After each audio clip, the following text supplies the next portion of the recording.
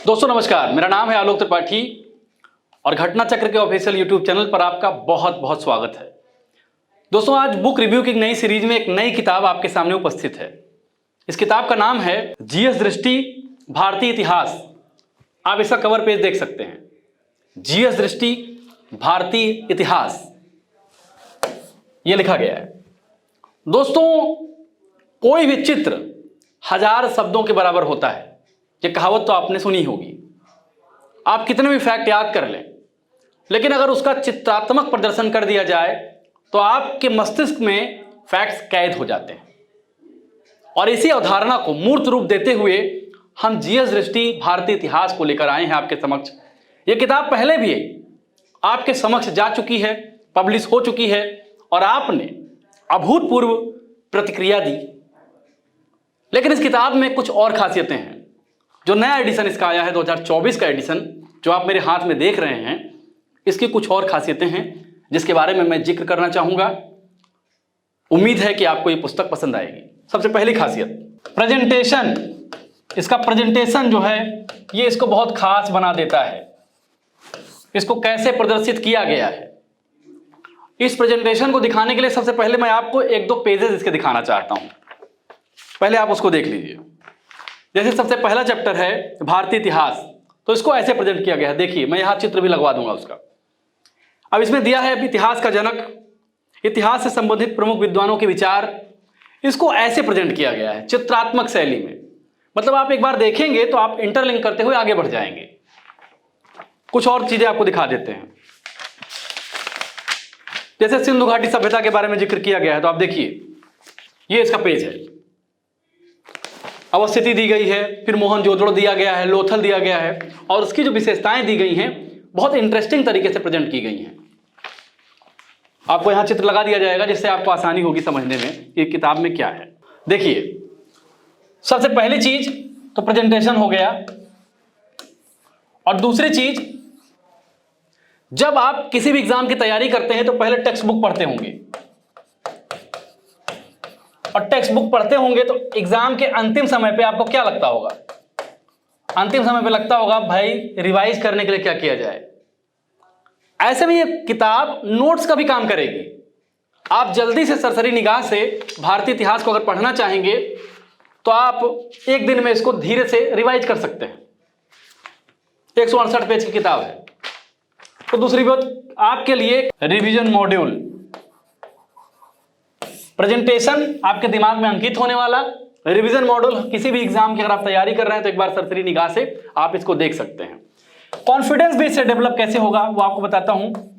जब इस किताब को आप पूरा पढ़ लेंगे तो आपके दिमाग में एक बात तो आएगी ही कि आपने भारतीय इतिहास के पूरे सिलेबस को कवर कर लिया है। और यही कॉन्फिडेंस आपकी परीक्षा में, आपके प्रेजेंस ऑफ माइंड में जब आप एग्जाम में क्वेश्चन अटेम्प्ट करेंगे बड़ा सकारात्मक रोल प्ले करेगा। ज्यादातर परीक्षार्थी भारतीय इतिहास के वास्ट सिलेबस की वजह से इसको कवर नहीं कर पाते, डरते हैं, और यही डर उनको जो है परीक्षा में कई बार ले डूबता है। तो आपके दिमाग में जब अगर आ जाएगा कि आपने पूरे भारतीय इतिहास का पूरा सिलेबस कवर किया है तो फिर आपका कॉन्फिडेंस भी बूस्टअप करेगी किताब। चौथी चीज, इसमें जो मैटर दिया गया है वो पूर्वावलोकन संगत है। अब आपको लग रहा होगा पूर्वावलोकन संगत क्या है? हमारी जो पुस्तक आती है पूर्वावलोकन, उससे आप वाकिफ होंगे। तो फैक्ट्स को पूर्वावलोकन के आधार पर ही दिया गया है, जिसमें 99% परिशुद्धता की गारंटी है। यानी फैक्ट्स आपके गलत नहीं होंगे, ज्यादातर प्रश्न सही होंगे, मतलब 99% फैक्ट लगभग सही होंगे।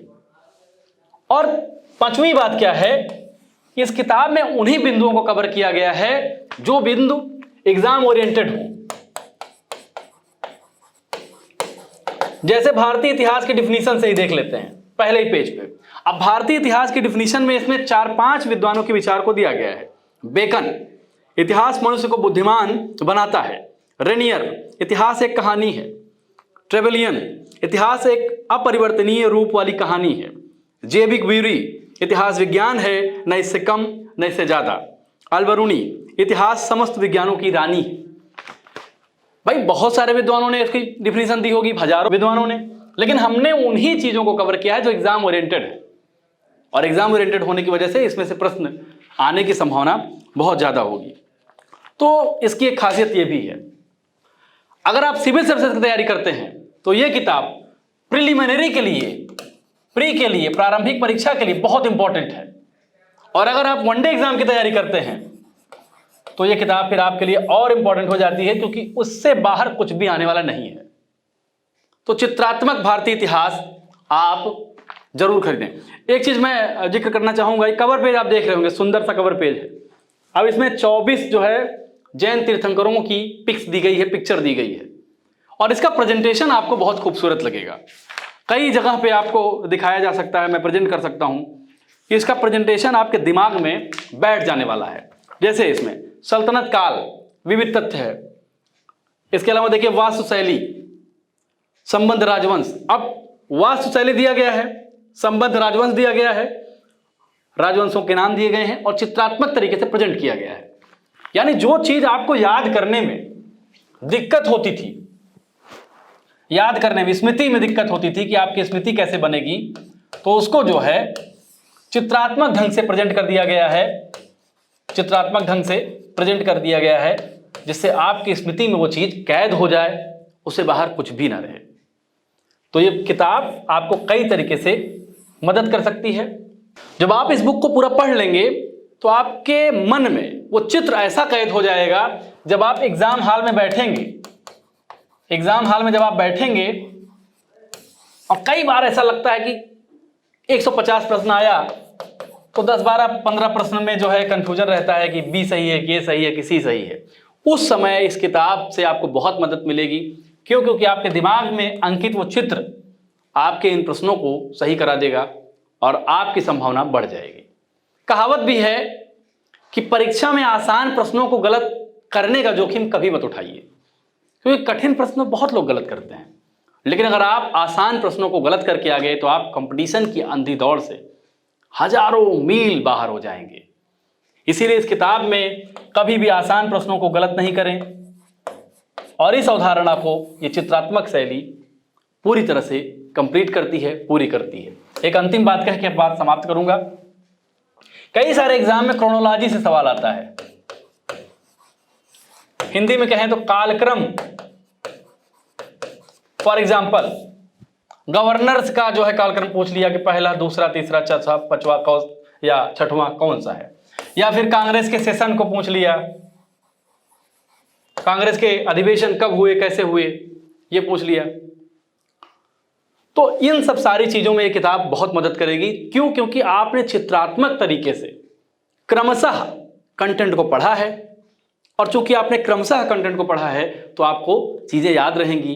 जब आप सीढ़ी पर उतरते हैं छत से, तो आप सीढ़ी पर सीढ़ी, सीढ़ी दर सीढ़ी नीचे जाते हैं, तो वो क्रोनोलॉजी है, ऊपर से नीचे, और नीचे से जब ऊपर चढ़ते हैं तो भी वो क्रोनोलॉजी है। और इसी क्रोनोलॉजिकल ऑर्डर को, इसी साइंटिफिक टेम्परमेंट को इस बुक में हमने प्रिवेल किया है। उम्मीद है कि आपको ये किताब पसंद आएगी। फिर से कवर पेज में दिखा देता हूं आपको। ये कवर पेज है। एडिटर साहब से अनुरोध रहेगा कि ये कवर पेज यहां भी लगा देंगे। मार्केट में आ चुकी है, किताब खरीदें। और अगर किताब से संबंधित कोई प्रॉब्लम हो, कोई दिक्कत हो, तो फ़ोन करने में संकोच मत करिए। बहुत अच्छा लगता है जब आप कॉल करते हैं। हमको सुधारने का, बेहतर करने का हमारी रिसर्च विंग को मौका मिलता है। इस पे व्हाट्सएप नंबर भी दिया है, आप व्हाट्सएप भी कर सकते हैं, डायरेक्ट कॉल भी कर सकते हैं। नमस्कार।